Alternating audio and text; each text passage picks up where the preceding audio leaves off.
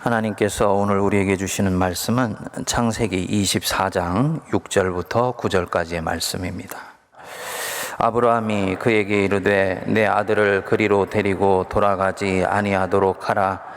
하늘의 하나님 여호와께서 나를 내 아버지의 집과 내 고향 땅에서 떠나게 하시고 내게 말씀하시며 내게 맹세하여 이르시기를 이 땅을 네 씨에게 주리라 하셨으니 그가 그 사자를 너보다 앞서 보내실지라. 내가 거기서 내 아들을 위하여 아내를 택할지니라. 만일 여자가 너를 따라오려고 하지 아니하면 나의 이 맹세가 너와 상관이 없나니 오직 내 아들을 데리고 그리로 가지 말지니라. 그 종이 이에 그 주인 아브라함이 허벅지 아래 손을 넣고 이 일에 대하여 그에게 맹세하였더라. 아멘. 여러분들은 믿음으로 어떤 일들을 결정해서 진행을 했는데 일이 순탄하게 풀리기는커녕 오히려 일이 꼬이거나 예상치 못한 고난이 찾아와서 어려움을 겪어보신 적이 있으신지요? 혹시 지금 그런 일을 겪고 있지는 않습니까? 우리는 살다가 고난이 찾아오거나 생의 무게감 때문에 내 어깨가 처지게 되면 거의 무의식적으로 여기까지 오게 된 이 걸음을 되돌아보게 됩니다. 무엇이 잘못되어서 이런 일이 일어났는가 되짚어보는 것이지요. 그리고는 이런저런 회한에 휩싸이게 됩니다. 그때 그렇게 하지 말았어야 되는데 잘못 결정해서 이런 일들이 일어나고 있는 것이다. 지금 이런 일들이 일어나는 것을 보니 뭔가 이 직전에 영적으로 잘못 판단한 것이 있기 때문인 것 같다. 이런 마음이 듭니다. 이럴 때 어떻게 대처해야 되는가? 아브라함의 인생에 이제 겨울이 찾아왔습니다. 삶을 하나씩 둘씩 정리해야 되는 노년의 시절이 오게 된 것입니다. 오늘 읽은 본문 말씀이 나오는 창세기 24장 1절에 보면 여호와께서 그의 범사에 복을 주셨더라 이렇게 말씀을 합니다. 경제적으로도 넉넉하고 정신적, 영적으로도 부요했던 것 같습니다. 하지만 아브라함에게는 풀어야 되는 숙제 하나가 남아 있습니다. 이 아들 문제입니다.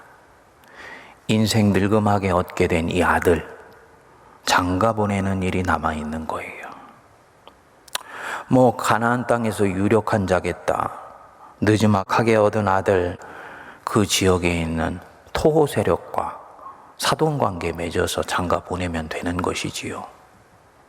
그러면 이 지역에 더 깊이 뿌리를 내리게 되고 가문이 안전할 수 있습니다. 정략적으로라도 그렇게 할 수 있을 것입니다. 그런데 이렇게 하는 것은 영적으로 문제가 있습니다. 뭐냐? 하나님은 분명히 자기에게서 난 후손들에게 이 가나안 땅을 주시겠다고 그러셨어요. 그러면 자기의 후손들이 결국 이 가나안 땅을 차지하게 될 것이라는 것입니다. 무슨 뜻이냐면 가나안 족속은 언젠가는 때가 되면 패해져야 되는 족속이라는 얘기입니다. 그런데 만일 지금 이삭이 이 가나안 사람과 결혼하게 되어서 후손을 갖게 되면 자기 씨가 지금 가나안 족속과 피가 섞이게 되는 것이지요. 그러면 이 아브라함의 후손이 민족적 정체성의 문제, 혼란성에 빠지게 되는 것입니다. 이거는 안 되는 것이지요. 그래서 결국은 아들 결혼을 시키는데 눈에 보이는 쉬운 길을 택하지 않고 돌아가는 길을 선택을 합니다. 자기 고향 땅 메소포타미아 지역에서 며느리감을 구해오기로 결심을 합니다. 믿음이 원숙해지니까 하나님의 구속사의 경륜을 읽는 눈이 생긴 것입니다. 그런데 이렇게 하려고 하니까 또 하나의 문제가 앞에 놓여 있는 것입니다. 아브라함이 오래전에 했던 믿음의 결정 때문입니다. 갈대아 우르 하란 땅은 자기가 떠나온 땅이에요. 믿음으로 결정해서 떠나온 땅입니다. 그렇기 때문에 그리로 다시 돌아가서 며느리감을 구해올 수는 없는 것입니다. 그래서 자식처럼 충직하게 여기는 종 엘리에사를 부르지요. 4절을 보시면 내 고향 내 족속에게로 가서 내 아들 이삭을 위하여 아내를 택해라. 그러니까 이 말을 들은 엘리에셀이 묻습니다. 5절을 보시면 종이 이르되 여자가 나를 따라 이 땅으로 오려고 하지 아니하거든 내가 주인의 아들을 주인이 나오신 땅으로 인도하여 돌아가리이까. 상식적인 질문입니다. 만일 주인님, 여자가 얼굴도 보지 않고 결혼을 시키려 할 수는 없습니다 하여서 주인님의 아들을 꼭 보고자 하면 어떻게 합니까? 그를 주인님이 나오신 그곳으로 데리고 인도해 가도 되겠습니까? 물은 것이지요. 그랬더니 아브라함이 대답을 합니다. 6절 보시면 아브라함이 그에게 이르되 내 아들을 그리로 데리고 돌아가지 아니하도록 하라. 7절에요. 하늘의 하나님 여호와께서 나를 내 아버지의 집과 내 고향 땅에서 떠나게 하시고 내게 말씀하시며 내게 맹세하여 이르기를 이 땅을 네 씨에게 주리라 하셨으니 그가 사자를 너보다 앞서 보내실지라. 아브라함은 자기 아들이 지금 자기가 떠나온 땅, 하나님이 떠나게 하신 땅으로 다시 돌아가게 할 수는 없다는 것입니다. 이런 면에서 아주 단호해요. 그래서 8절에 보면 만일 여자가 너를 따라오려고 하지 아니하면 나의 이 맹세가 너와 상관이 없나니 오직 내 아들을 데리고 그리로 가지 말지니라. 지금 너무 완고할 정도로 단호한 것이다 라고 생각할 수 있습니다. 떠나온 땅으로 잠시 이사를 가는 것도 아니고 며칠 아들을 보내는 것이라면 당연히 선택할 수 있는 조치가 아닌가요? 그런데 아브라함은 그렇게 하려고 하지를 않아요. 하나님이 나를 그곳에서 떠나게 하셨다. 그리고 하나님이 이 땅을 내게 주시겠다고 약속하셨다. 그러면 믿음으로 결정하여서 떠났고 지금 이 땅은 하나님이 주시겠다고 약속하신 땅이니까 절대로 그리로 돌아갈 수는 없고 또 이 땅을 버릴 수도 없다라고 생각하는 거예요. 그러니까 약속의 걸음에서 잠시라도 벗어나는 것은 하나님께 신실함을 잃어버리는 것이라고 보는 것입니다. 이 아브라함의 삶의 가치의 우선순위를 볼 수 있는 대목입니다. 아브라함의 삶의 가치의 가장 중요한 부분들이 무엇이냐? 하나님의 뜻을 준행하여서 하나님의 약속을 성취해 가는 거예요. 지금 우리 삶으로 번역하면 내 인생에서 조금이라도 하나님의 나라와 뜻이 이루어져 가고 확장되어 가는 것입니다. 그리고 이것을 위해서 기꺼이 불편함을 감수합니다. 지금 찾아온 이 성가신 여정을 기꺼이 인내하고 수용해요. 만일 이렇게 하다가 아들의 아내 못 구하면요, 며느리감 못 구하면요, 그래도 할 수 없습니다. 하지만 반드시 하나님이 자기 며느리감 순적하게 만나게 해주실 것을 믿어요. 하나님이 신실하신 분이라는 것을 믿기 때문입니다. 아브라함의 지금 이 상황을 한번 곱씹어 보십시오. 자신이 과거에 했던 믿음의 결정 때문에 지금 또다시 모험을 감행해야 되는 것입니다. 만일 이렇게 하다가 아니 남편감의 얼굴도 못 보고 어떻게 결혼해요? 하고 아무도 시집 오려고 하지 않으면 어떻게 합니까? 아브라함이 볼 때는요, 그래도 할 수 없는 거예요. 올해 안 되면 내년, 내년 안 되면 내후년에도 계속 이렇게 할 것입니다. 하지만 아브라함은 하나님을 신뢰합니다.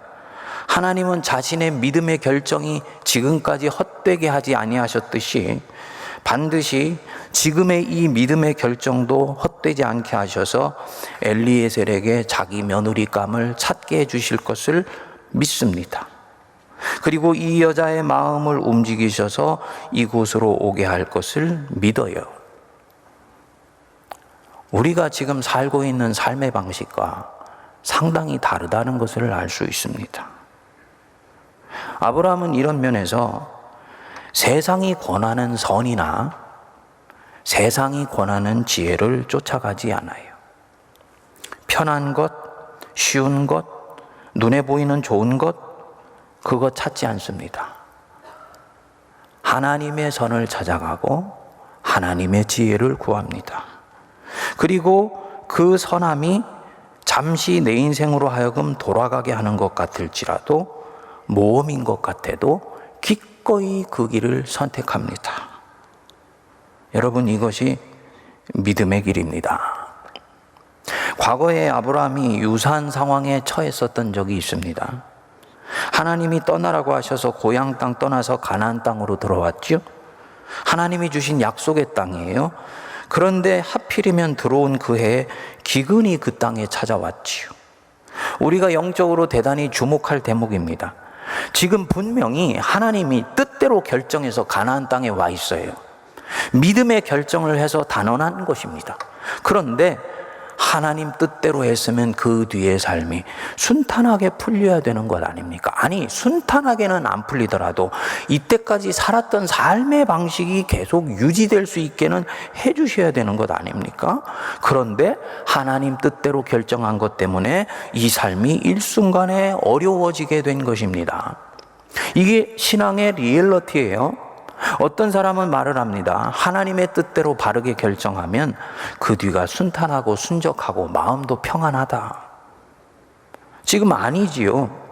하나님 뜻대로 떠나라고 해서 떠나서 지시한 땅으로 왔는데 그 땅에서 아브라함이 살기 힘든 상황이 벌어진 것입니다. 이 무슨 얄궂은 일일까요? 우리 성도들의 삶이나 공동체의 길에 이런 일은 비일비재하게 일어납니다. 하나님 뜻대로 바르게, 의롭게, 선하게 했는데 오히려 이것 때문에 고난을 겪는 거예요.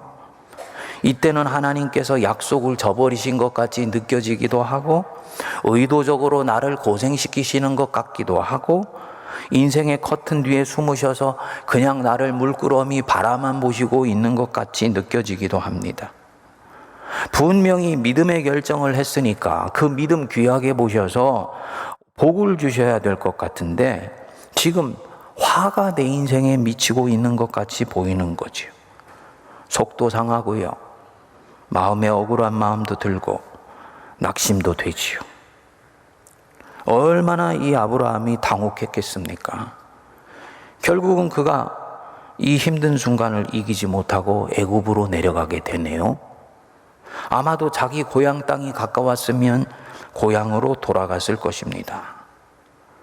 훈련을 받지 못하여서 하나님의 일을 지금 전혀 읽어내지를 못하는 것입니다. 저는 우리 성도님들은 중요한 시기와 국면마다 하나님의 마음을 정확하게 읽어내는 영의 눈이 열리실 수 있게 되기를 기도합니다.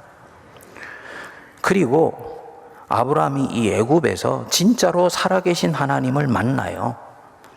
아내 사례까지도 바로왕한테 뺏겼는데 하나님께서 이 아브라함의 실수를 다 뒷감당해 주시고 가족들 품에 사례를 안겨주십니다. 그리고는 애굽왕한테 양과 소를 위자료로 받게 해주셔서 다시 가나안으로 돌아오게 해주세요. 지금 이 24장에 보면 강도는 다르지만 비슷한 상황이지요. 옛날에 했던 그 믿음의 결정이 성가신 상황이 벌어지게 된 것입니다. 그런데 그는 같은 실수를 반복하지 않습니다. 믿음의 결정은 대가를 치르고 난 뒤에야 열매와 결실을 거둔다는 것을 배웠기 때문입니다. 여러분, 아브라함의 경우만이 아니죠. 우리 성도님들이 믿음으로 결정해서 진행했는데 오히려 삶이 어려워지는 상황은 너무너무나 많이 있습니다. 대표적인 경우가 다윗입니다. 사무엘이 어느 날 찾아와서 자기 머리에 기름을 붓고는 왕으로 세우는 대관식을 거행했어요. 아무도 모르게 살짝 진행한 것이지만 믿음이 있는 다윗은 알지요. 아, 이렇게 해서 하나님이 내 인생을 쓰시기를 원하시는구나. 아니나 다를까 하나님이 조금씩 자기 인생에서 판을 만들어 가십니다. 형들이 전쟁터로 갔을 때 아버지의 명을 따라서 형들 안부를 확인하러 전쟁터로 갔어요. 거기서 골리앗이 이스라엘 백성들 앞에서 거들먹거리는 것을 보게 됩니다. 다윗에게 의분이 일어나지요. 사실 이런 때는 거룩한 분노가 일어나는 것이 마땅합니다. 하나님의 군대가 지금 악에게 조롱을 받아서 명예가 땅에 떨어졌는데도 자존심도 상하지를 않고 오히려 혹시 잘못되면 어떻게 하나 하여서 이 골리앗에게 무서워 덜덜 떨고 있는 거예요. 다윗이 결국 이 골리앗을 물맷돌 하나로 이마를 깨뜨리고는 그 목을 베어버렸습니다. 온 이스라엘 군대가 보는 앞에서 이 일이 벌어진 거예요.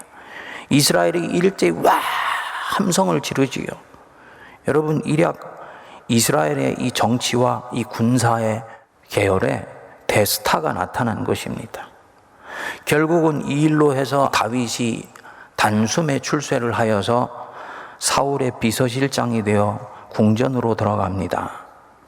기름 부음 받고 부르심 받은 뜻이 이루어지기 시작한 것입니다.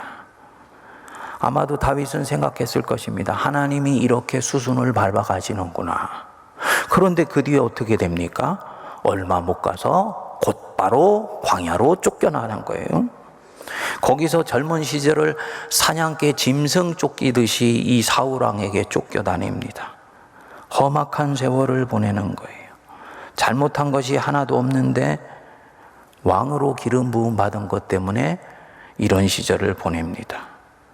하나님 뜻대로 믿음의 결정을 한 것 때문에 오히려 당분간 어려운 시절이 시작되는 것입니다. 저가 다윗이었다면 그때 그 골리앗에게 대항하지 않았어야 되는데 이렇게 생각할 수 있을 것 같아요. 성경에 이런 일들이 비일비재합니다. 무엇을 말하겠습니까? 하나님 뜻대로 믿음의 결정을 했는데 삶이 힘들어진다. 이거는 일어나는 일인데 미스테리입니다.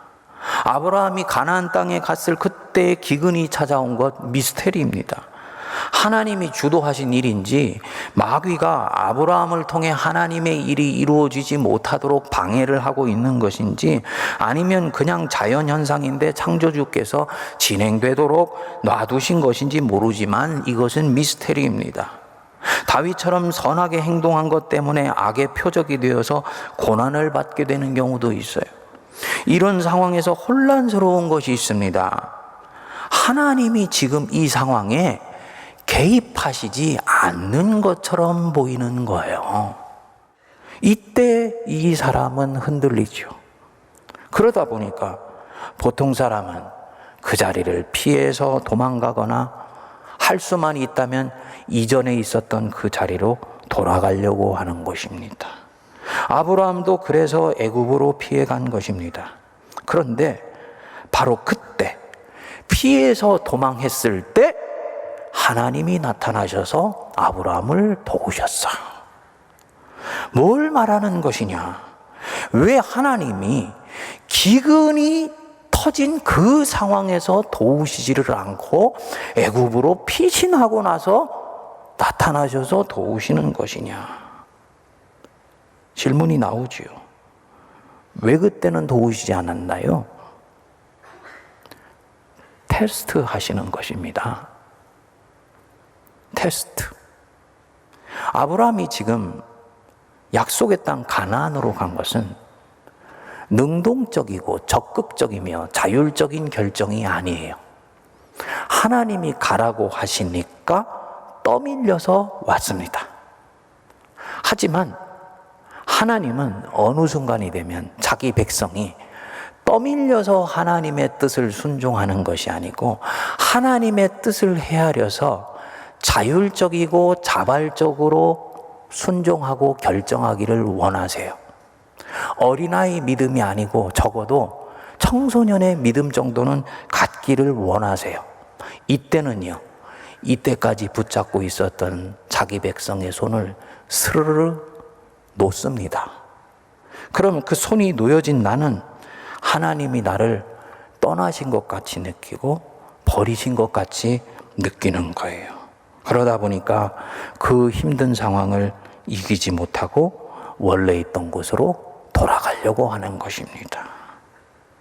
하나님의 이런 뜻을 우리가 명료하게 한다면 하나님은 지금 내 옆에 계시지 않는 것 같을지라도, 믿음의 결정을 하고 난 뒤에 삶이 어려운 상황이 내게 닥쳤다 할지라도 주님 바로 지금 여기에 나와 함께 계시다라는 것을 의지로 믿어야 됩니다. 뭐 하시고 계신가요? 응원해 주시고 계세요.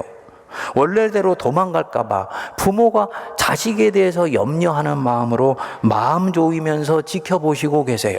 지금이라도 당장 그 인생의 커튼 젖히시고 내 앞에 나타나서 도와주시고 싶어 하세요. 그러지만 지금 이 상황에서는 그렇게 할 수 없어요. 그러면 내 백성은 늘 수동적이고 떠밀려가는 그런 인생 살 것이기 때문입니다.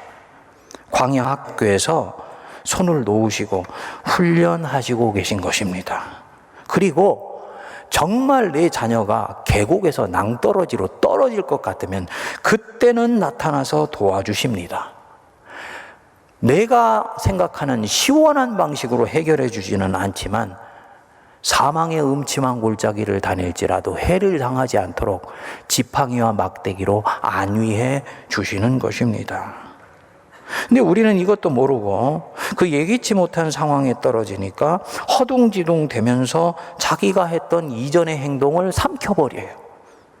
혹시 잘못되면 어떻게 하나 하고 두려워서 이전의 상황으로 돌아가려고 그럽니다.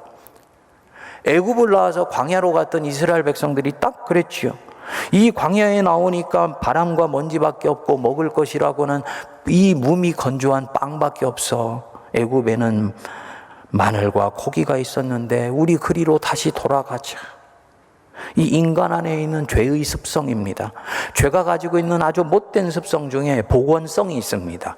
이전에 있었던 그 경향으로, 그 습관으로 돌아가려고 하는 경향이에요. 사도 베드로가 이런 행태를 아주 엄히 꾸짖지요.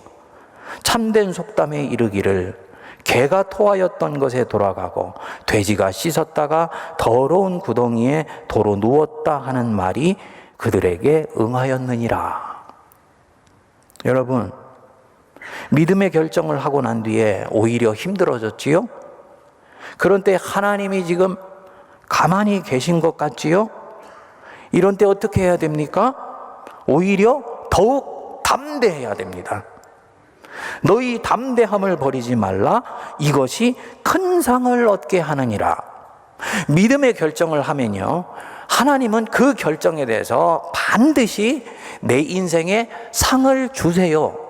그런데 이 상이 큰 상이 될 것이냐 작은 상이 될 것이냐, 과일로 치면 부스러기 작은 과일이 되게 할 것이냐 아니면 수박만큼 큰 과일이 되게 할 것이냐는 이 사람이 믿음의 결정을 하고 난 뒤에 어떤 마음을 품고 있느냐에 의해서 정해집니다. 네 담대함을 버리지 말아라. 이것이 큰 상을 얻게 하느니라. 지금 잘못되어서 이런 일이 벌어지는 것이 아닙니다. 어찌 보면 올 것이 온 거예요. 바르게 결정한 것 때문에 원수는 절대로 내 인생에서 하나님의 일이 이루어지는 것을 원치 않습니다. 그래서 온갖 종류로 나를 테스트하고, 하나님은 이런 상황 속에서 마치 잠시 사탄에게 욥을 내어주시듯이 잠시 내어주는 거예요. 성도는 어떻게 해야 되냐? 담대해야 됩니다. 물론 담대한 거 쉽지 않습니다. 제가 경험해 보니까 그렇더라고요. 믿음으로 결정을 하고 모험을 감행했죠. 하지만 그 이후의 대가는 하나도 빠지지 않고 다 치르게 하시더라고요. 38살에 믿음으로 자녀 셋과 아내와 가족들 함께 미국에 나갈 때도 그렇고요. 미국 10년 생활 믿음으로 결정해서 정리하고 자녀들과 아내를 LA에 두고 혼자 한국으로 돌아왔을 때도 그랬습니다. 치러야 되는 대가가 있더라고요. 우리 세문안교회 와서도 마찬가지예요. 2018년이었지요. 교회의 세습은 교회의 거룩성을 해치는 것이다. 교회를 사유하는 것처럼 세상에 비춰질 수 있다. 이것은 교회가 가지고 있는 공적인 성격에 어긋나는 것이다. 그래서 반대하는 목소리를 냈지요. 안팎에서 그때부터 얼마나 저를 공격해대는지 모릅니다.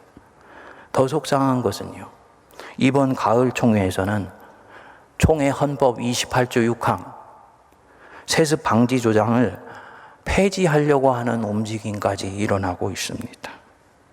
한국교회 성도의 78%가 반대하는 일을 지금 누군가가 진행하려고 하는 거예요. 물론 헌법이 시대 정신에 맞지 않으면 폐지할 수도 있습니다.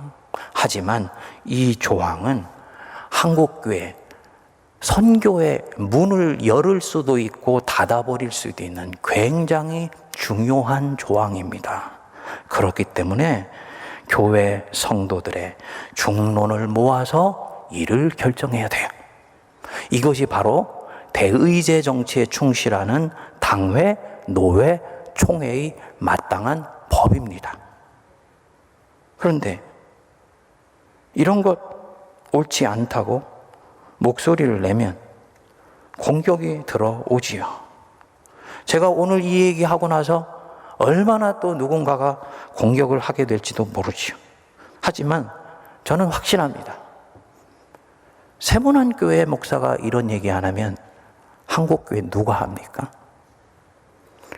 한국교회 어머니 교회라고 일컬어지는 세문안교회 목사가 이 말을 하지 않으면 누가 할 수 있습니까? 여러분, 믿음의 결정이 절대로 좋은 일을 내게 당장 가져다 주는 것 아닙니다. 오히려 더 외로워질 수도 있어요. 옛날에 어떤 목사님이 그러시더라고요. 박수 쳐주는 100명보다도 함께 싸워주는 한 명이 더 귀하다. 저는 요즘 그 말이 무슨 말인지를 알겠어요. 이런 상황이 되어서 힘들고 어려워졌을 때 어떻게 해야 되는가?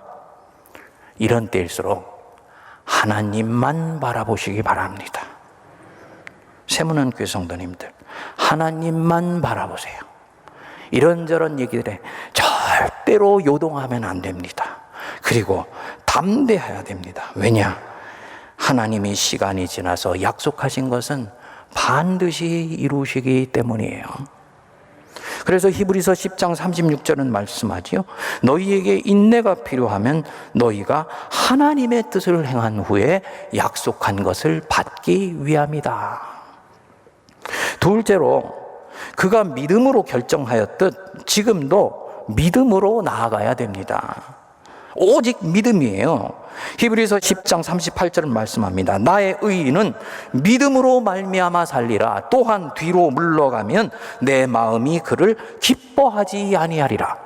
믿음으로 결정해서 지금 여기까지 왔으면 힘들어진다 할지라도 믿음으로 결정해서 계속 나아가야 돼요. 그리고 믿음으로 마무리를 해야지 됩니다. 이럴 때 이 사람의 인생이 큰 상을 얻게 되는 거예요. 물론 내가 살고 있는 이 생에서 큰 상을 다 얻지 못할 수도 있습니다. 하지만 기억하십시오. 천국에서 그 사람의 상이 심히 커요. 그리고 이 사람이 주님 때문에 받은 고난 때문에 이 땅에 더욱더 하나님의 나라는 왕성하게 확장되어 가는 것입니다.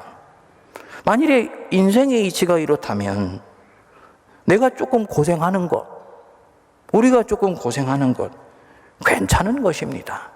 하나님이 이문 남는 장사를 하시기 때문입니다. 아멘 하십니까? 이 코로나에 믿음 지켜 살기 힘들 것입니다. 하지만 이미 다른 길은 없어요. 믿음으로 지금까지 걸어온 걸음이라면 오직 믿음으로 하나님 신뢰하면서 담대하게 헤쳐나가실 수 있게 되기를 바랍니다. 의인은 오직 믿음으로 말미암아 사는 것이라. 아브라함의 믿음은 헛되지 않았습니다. 결국 하나님이 이 엘리에셀에게 순적하게 이삭의 아내 리브가를 만나게 해주셨어요. 그리고 이 리브가의 마음에 선한 마음을 불어넣으셔서 자기의 배필의 얼굴도 보지 않았지만 가나안 땅으로 오도록 마음의 결심을 불어넣으십니다. 그리고 주인의 품에 돌아오게 되어서 이 가문에 새로운 가정을 갖게 해주십니다.